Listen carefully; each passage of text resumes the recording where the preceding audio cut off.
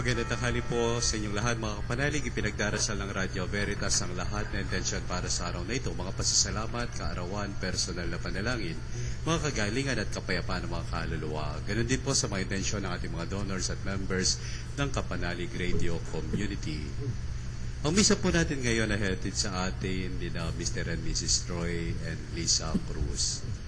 Ngayon po ay Huwebes sa ika-22 linggo sa karaniwang panahon. Ang ating pagdiriwang ay pangunahan po ni Reverend Father Arlo Yap SVD at ang ating mga lektor na sina Sister Franz, Sister Ranela at Sister Emily. Magsitayin na po ang lahat. Sa ngalan ng Ama, ng Anak at ng Espiritu Santo. Amen. Ang pagpapala natin sa Kristo ng pag-ibig ng Diyos at ang liwanag ng Espiritu Santo ay sumayon lahat. Tampok po sa ating Ebanghelyo sa araw na ito, si Jesus ay sumakay ng isang bangka na kung saan siya nangaral, samantalang napakaraming tao nakikinig sa kanya nasa dalampasigan. At pagkaraan siya mangaral, sinabi niya kay Pedro, ihagis niya ang kanyang lambat, at bagamat si Pedro siyang ang veteranong mangingisda, inihagis niya rin out of obedience sa Panginoon. At alam natin lahat na nangyari, nakakuha siya napakaraming isda. At dito nagulumihanan si Pedro at sinabi niya, lumayo kay sa akin, Panginoon. Tingnan natin ang implikasyon nito sa ating buhay as you also listen to the first reading. Let us now pause the silence at sa ating katahimikan tayo dudulog sa Panginoon upang tayo humingi ng kanyang awa at kapatawaran.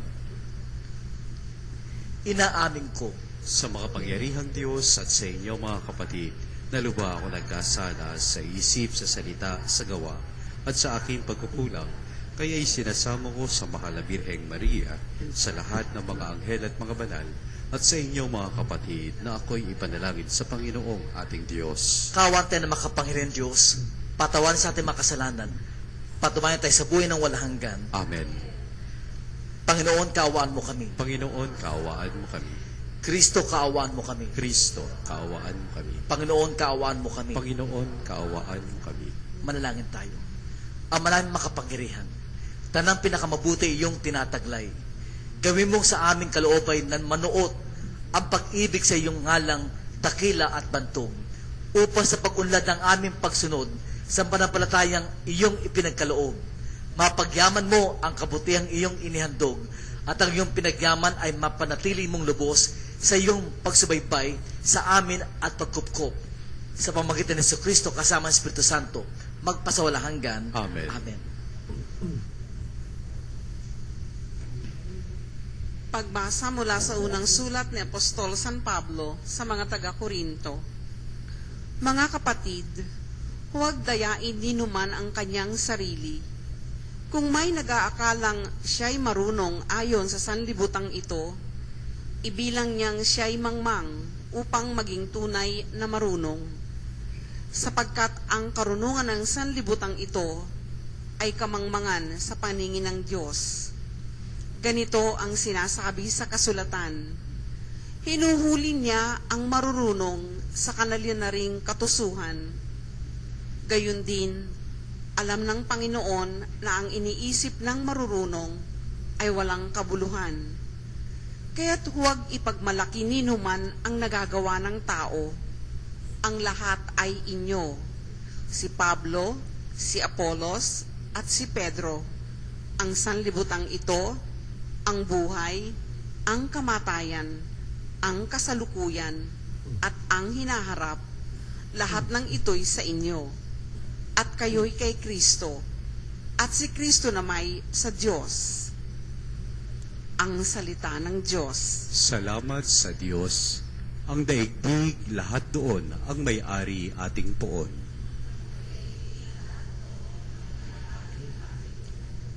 Ang buong daigdig, lahat ng naroroon, may-ari ang Diyos, ating Panginoon. Ang mundo'y natayo at siyaong sandigay, ilalim ng lupa, tubig, kalaliman. Ang daigdig, lahat doon, ang may-ari ating poon. Sino ang marapat umahon sa burol? Sa burol ng poon, sino ngang aahon? Sinong papayagang pumasok sa templo? Sinong tutulungang pumasok na tao? Siya na malinis ang isip at buhay, na hindi sumamba sa Diyos-Diyosan, tapat sa pangako na binitiwan. Ang daigdig lahat doon, ang may-ari ating poon. Ang Panginoon Diyos, pagpapalain siya, ililigtas siya at pawawalang sala. Gayon ang sino mang lumapit sa Diyos, silang lumalapit sa Diyos ni Jacob. Ang daigdig lahat doon, ang may-ari ating poon. Magsitay na pong lahat. Hallelujah, hallelujah, kami ay gawin mong daan ng iyong pag-ibig, kapayapaan at katarungan. Hallelujah. Sumayin niyo ang Panginoon. At sumayin niya rin. Ang mabuting balita ng Panginoon ayon kay San Lucas. Papuri sa iyo, Panginoon. Noong panong iyon, nakatayo si Jesus sa baybayin ng lawa ng Genesaret. Pinagkalimpumpunan siya ng napakaraming tao na ibig makarinig ng salita ng Diyos. May nakita siyang dalawang bangka sa baybayin. Nakalunsad na ang mga mangingisda at agugas ang kanilang mga lambat. Lumunas siya sa isa sa mga bangka at hiniling kay Simong may-ari nito na layo ng kaunti sa tabi. Naupo siya sa bangka at nangaral sa mga tao. Pagkatapos niyang magsalita ay sinabi niya kay Simon, "Pumulaot kayo at ihulog ang mga lambat upang manghuli." Sumagot si Simon, "Guro, magdamag po kaming nagpagod at wala kaming nahuli. Ngunit kahit sa sinabi ninyo, ihulog ko ang mga lambat." Ganyan nga ang ginawa nila. At sa dami ng kanilang huli, ay halos magkasisira ang kanilang mga lambat. Kaya kinawalan nila ang kanilang mga kasamahang nasa ibang bangka upang patulong at lumapit naman ang mga ito. Napuno ang dalawang bangka na halos lumubog. Nang makita iyon ni Simon, siya'y nagpatira pa sa paanan ni Jesus at nagsabi, "Lumayo po kayo sa akin, Panginoon, sapagkat ako'y makasalanan." Nang gilalas siya at ang kanyang mga kasama dahil sa dami ng kanilang huli, gayon din sina Santiago at Juan, mga anak ni Zebedeo, na mga kasosyo ni Simon. At sinabi ni Jesus kay Simon, "Huwag kang matakot. Mula ngayon mamamalakaya ka ng mga tao." Na maitabi na nila ang kanilang mga bangka, iniwan nila ang lahat at sumunod kay Jesus. Mga kapatid, ito ang mabuting balita ng ating Panginoon. Pinupuri ka namin, Panginoong Heso Kristo.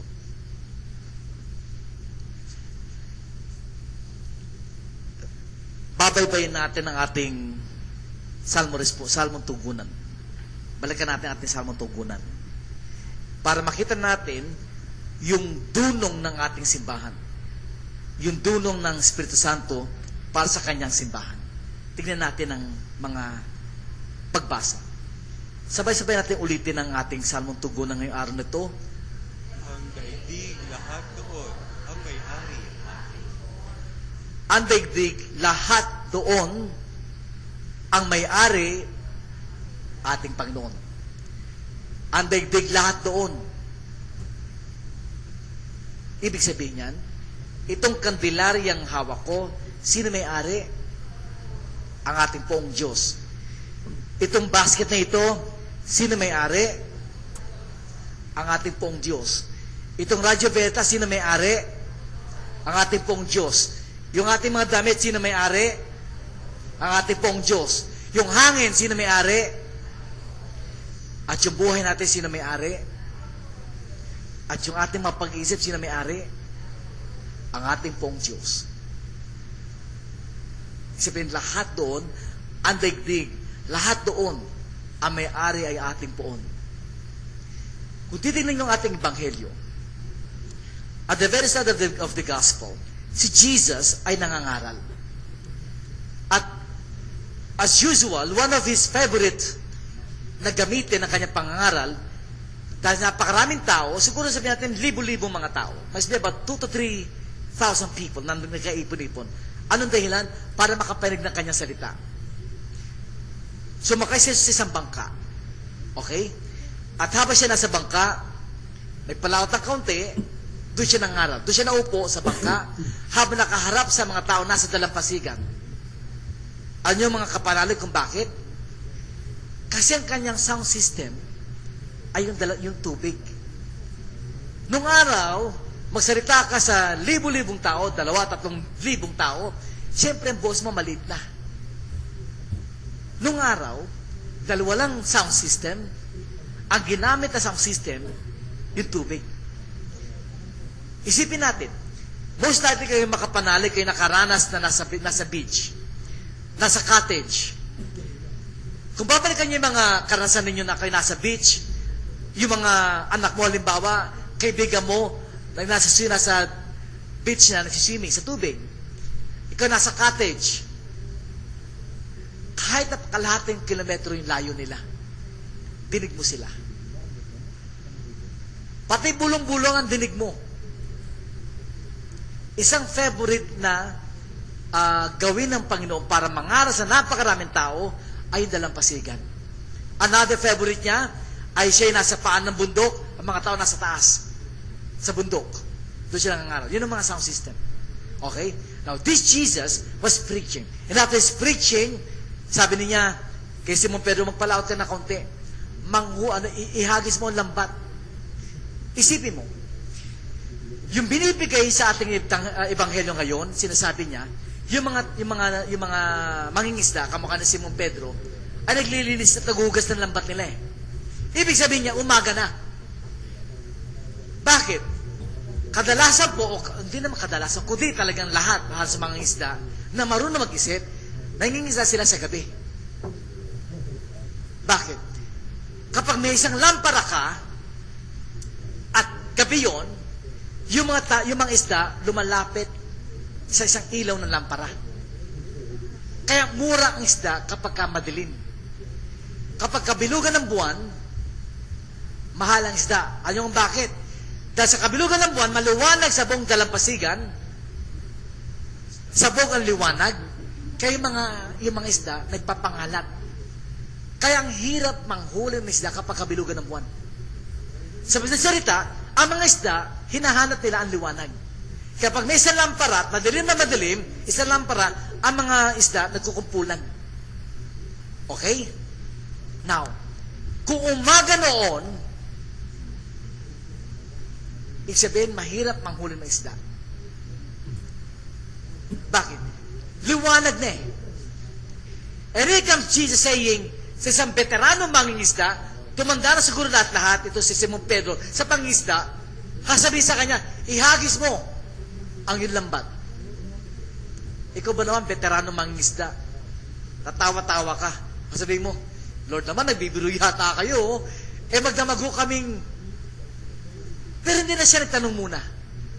Kasi si Simon Pedro, kung naalala nyo, pinagaling ni Simon Pedro noong Tuesday ba? Wednesday. Yung kanyang biyanan eh. Kaya alam ni Simon Pedro kung sino ito si Jesus. Kaya kahit na pa alam niya na mahirap manghuli ng isda, inihagis pa rin yung lambat. Ito na. Tandaan niyo, Simon Pedro, veteranong mangingisda. Alam niya, bawat ano ng isda, behavior. Alam niya ang dagat. And here comes Jesus, anak ng karpintero. Anong alam nitong karpinterong ito? Pinapahagis yung lambat. Hindi lang yan. Bukod pa Simon Pedro na isang veterano ng mangingisda, maghahagis ng lambat, di ba may kasamang bangka pa doon na may mga mangingisda rin? Baka sabihin, ay, si Simon Pedro, nakakaloka naman to si Simon Pedro. Imagine, halos magkatanghali na, mangingisda.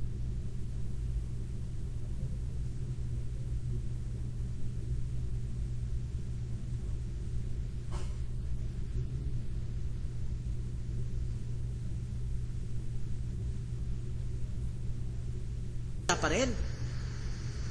Isipin mo, pero Simon Pedro, siguro hindi niya nilintana yun eh. Hindi niya na inisip eh. Ang inisip niya,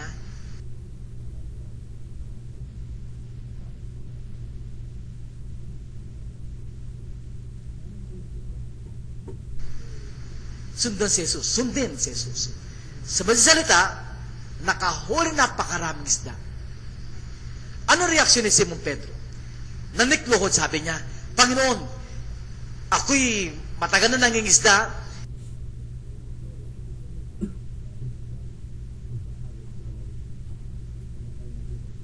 pero sa tinuring po ninyo, talaga namang suko talaga, believe talaga ako sa inyo, Panginoon. Nakahuli pa tayo ng maraming isda, kahit na pa. Ano ibig sabihin? Si Simon Pedro nagsubmit sa Panginoon Jesucristo, kahit na pa, magmumukha na siyang tanga. Kahit na pa hindi niya naintindihan. Nagsubmit si Simon Pedro sa kapangyarihan ni Jesucristo. Bakit? Balikan natin ang ating salmon tugunan. Ang daigdig lahat doon ay may-ari ang ating puno. Ulitin po natin. Kaya pala itong ating salmon tugunan, ibig sabihin, si Jesus ang may-ari lahat yan. Yung unang talata nga, yung bandang huli, yung talata po na ating unang pagbasa, binabanggit po kung ano itong si Jesus sa mata ng panampalataya ni San Pablo. Lumihis yung ating yan. Okay. Pasensya na po, hinahanap ko lang po kasi bakit tayo mapagbasa. Para makita niyo maigi. Kita niyo yung huling talata. Nawawala yung mga pahina sa gitna po. Ito pagkakasabi.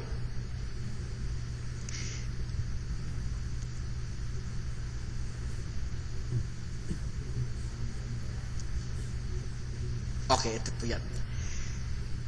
Ang kasalukuyan at ang hinaharap, lahat ng ito'y sa inyo. At kayo'y kay Kristo. At si Kristo naman sa Diyos. Sabihin, lahat ng bagay ay kay Kristo. At lahat ng bagay kay Kristo ay sa ating Ama sa langit. Ibig sabihin, sino ang pinakamarunong sa lahat? Yung may-ari.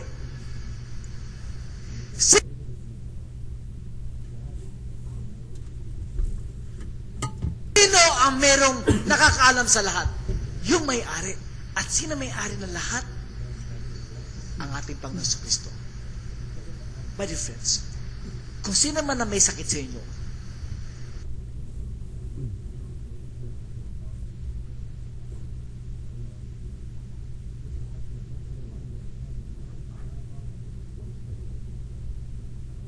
at merong pinakamalaking problema ang sinasabi niya, hindi mo nga naiintindihan.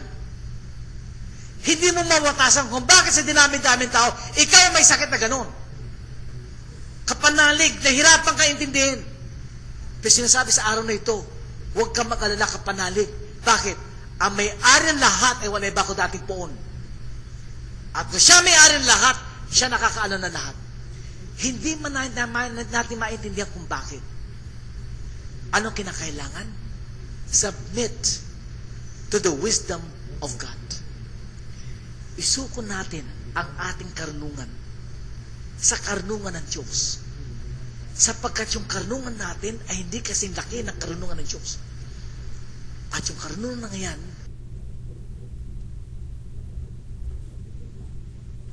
if in case we don't understand why, submit to the wisdom of God. And maybe you will understand soon kung bakit nga. Kapanalig, ano ibig sabihin ng ating pagbasa ngayon? Trust the Lord.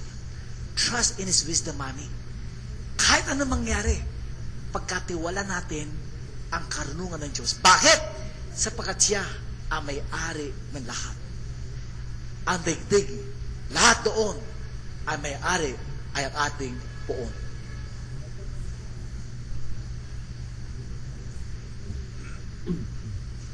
Noong sinabi ni Jesus sa kanyang alagad, halik kayo, sumunod kayo sa akin.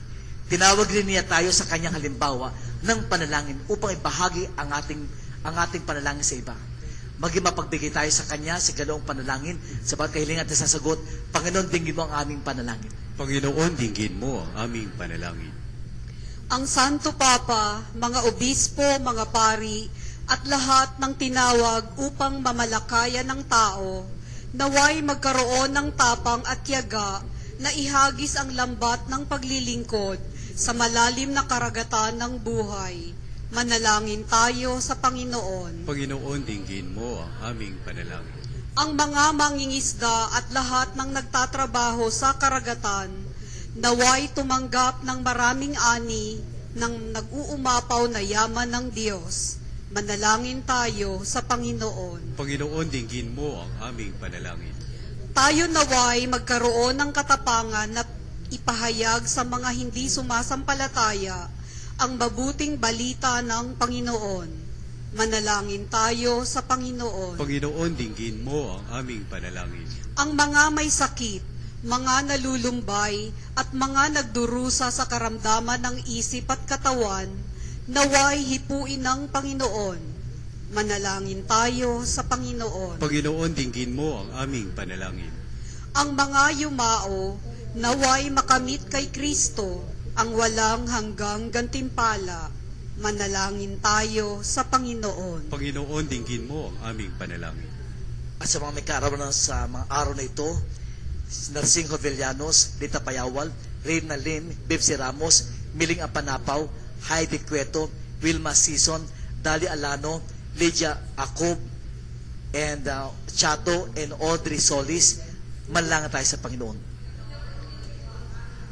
At sa lahat ng mga makahilingan sa oras na ito, sa kayong mga kapanalig, sa na ang mga paggaling na hinihingi sa Panginoon, manalangin tayo sa Panginoon. Panginoon, ito'y aming inihatid sa iyo, ito ang aming mga panalangin, na buong tiwala sa iyong anak na si Kristo na bubuhay at kahari, magpasawala hanggan. Amen. Amen.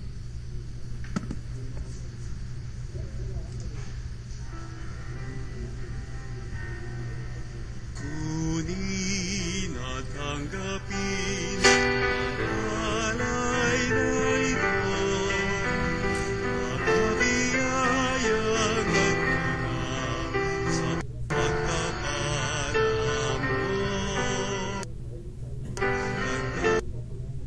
Ganda ng bawat pusong pagkatinibig mo, ngayon na Nanalig ng mamahal sa'yo.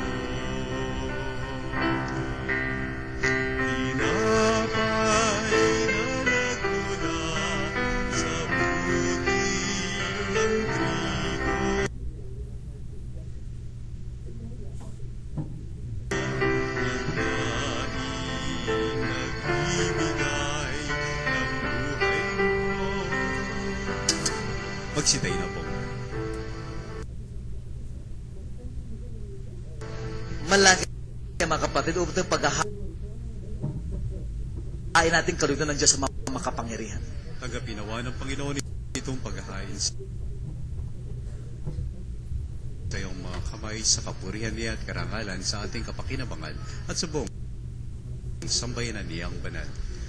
Ama namin lumikha, ang banal na paghahain ay lagi ginawang magdulot ng iyong pagbabasbas na sa amin tumutubos upang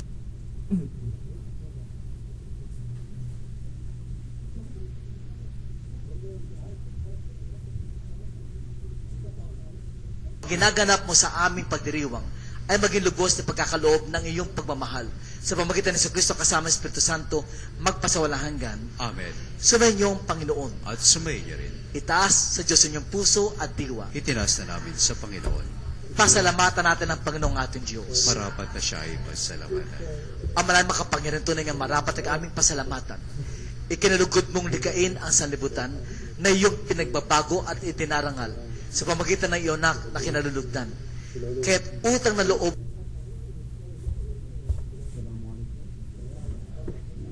Lupa.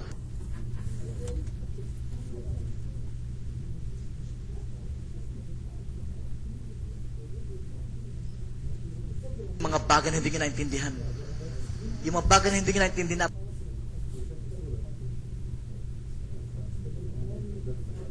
na yung Espiritu. Gawin ba nalang makaloob na ito upang para sa amin maging katawan dugo na aming Panginoong Hesukristo. Pinagtiis ang kusalod na maging handog. Hinawakan niya ang tinapay. Pinasalamatan kaniya. Pinaghati-hati na iyon. Inabot sa kanya malagad at sinabi, tanggapin niyo lahat ito at kanin. Ito ang aking katawan na ihahandog para sa inyo.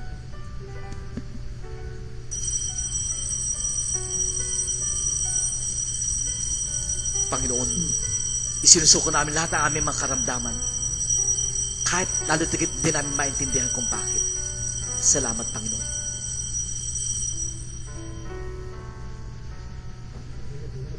Ganyan din naman na matapos ang hapunan, hinawakan niya ang kalis. Muli kanyang pinasalamatan.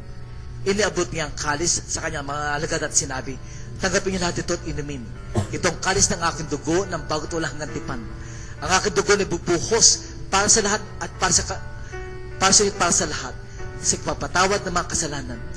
Gawin niyo ito bilang pag-aalala sa akin. Salamat, Panginoon, sa inyong karunungan. Salamat, Panginoon, sa inyong biyaya. Salamat, Panginoon.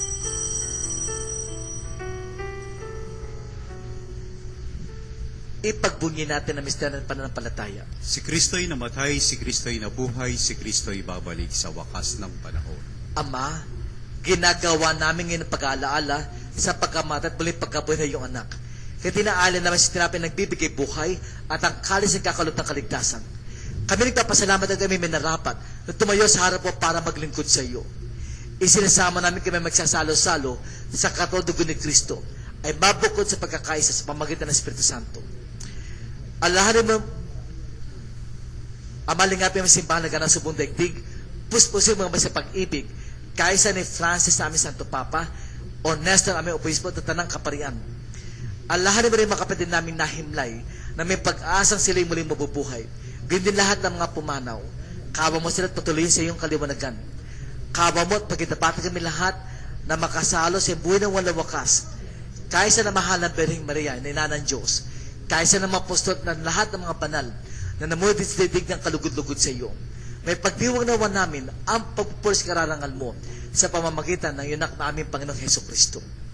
Sa pamamagitan ni Kristo, kasama niya at sa Kanya, ang lahat ng parangal at puri ay sa iyo, Diyos sa makapangyarihan, kasama ang Espiritu Santo, magpasawalang hanggan. Amen. Ating ngayon dadasalin, ating aawitin ang panalangin turo ng ating Panginoon. Ama namin, sumasalangit ka, sambahin ang ngalan mo, mapasa amin ang kaharian mo, sundin ang loob mo, dito sa lupa, para nang sa langit. Bigyan mo kami ng aming kakanin sa araw-araw at patawarin mo kami sa aming mga sala para ng pagpapatawad namin sa nagkakasala sa amin.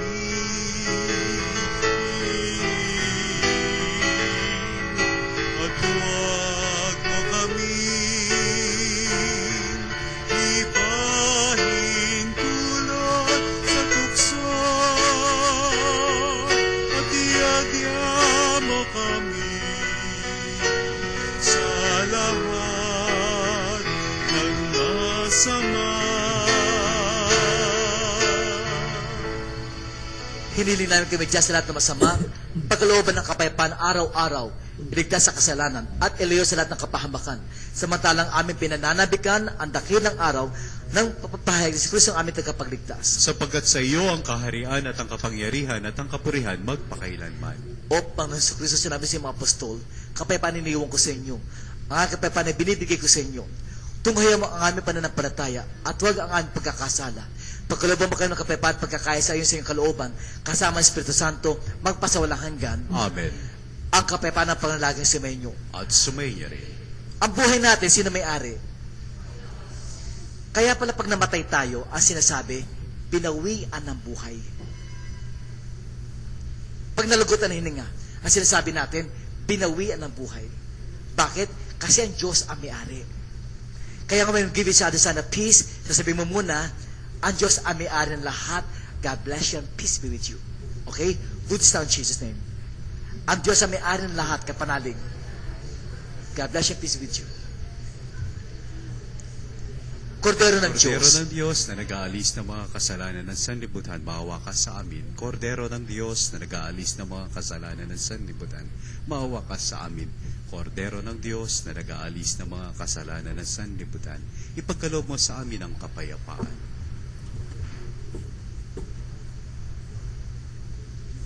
Mga kapatid, ito si Jesus. Si Jesus na siya may-ari ng lahat bilang Diyos at ating Panginoon. At siya ang kordero ng Diyos na nag-aalis ng kasalanan sa libutan. Mapapadama tinatawag si Piging ng Kordero. Panginoon, hindi ako karapat-dapat na magpatuloy sa iyo, ngunit sa isang salita mo lamang ay gagaling na ako.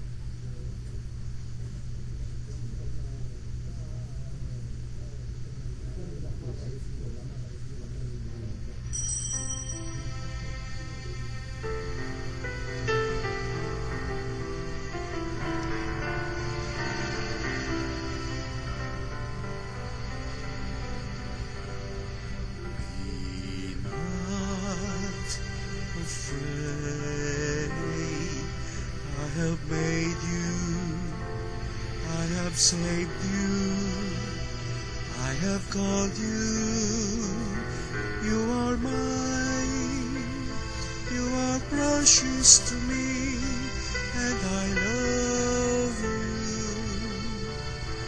Be not afraid, be not afraid. When you pass through waters that rage, I am with you. In the rivers you shall not drown. Walk through the fire and its flames will not consume you, for I am God. Be not afraid, I have made you, I have saved you, I have called you, you are mine, you are precious to me, and I love you. Be not afraid, be not afraid.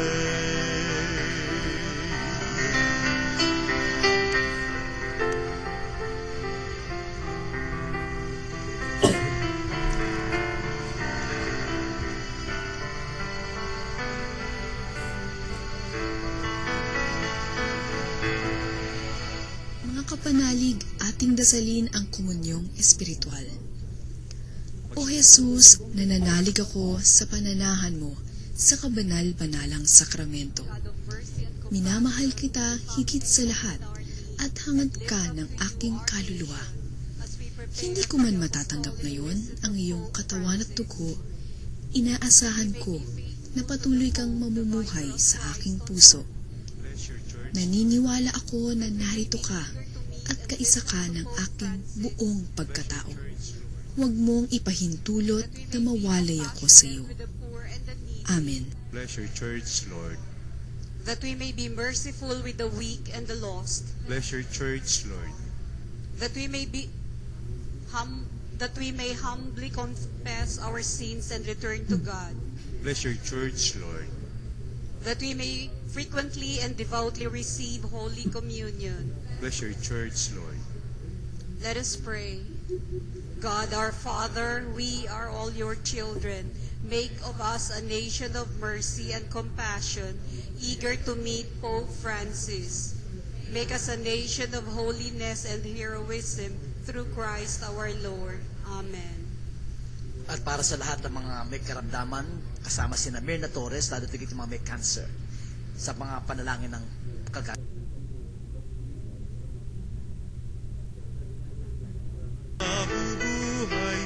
sa sarili lamang. Walang sino man ang namamatay para sa sarili lamang. Tayong lahat ay may pananagutan sa isa't isa.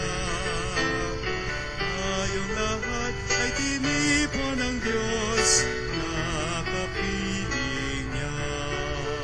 Maraming salamat po kay Father Arlo sa kanyang panguna sa pagdiriwang ng banal na misa at sa ating mga lektor na sina Sister Ranela, Sister Emily at Sister Franz. Maraming salamat po. At sa inyo pong lahat na dumalo sa misa natin ngayon, maraming salamat din po. Ako naman ang iyong kapanalig, Homer Viray, kasama po si Marlon na bumabati ng magandang hapon. Sumayin niyo ang katotohanan.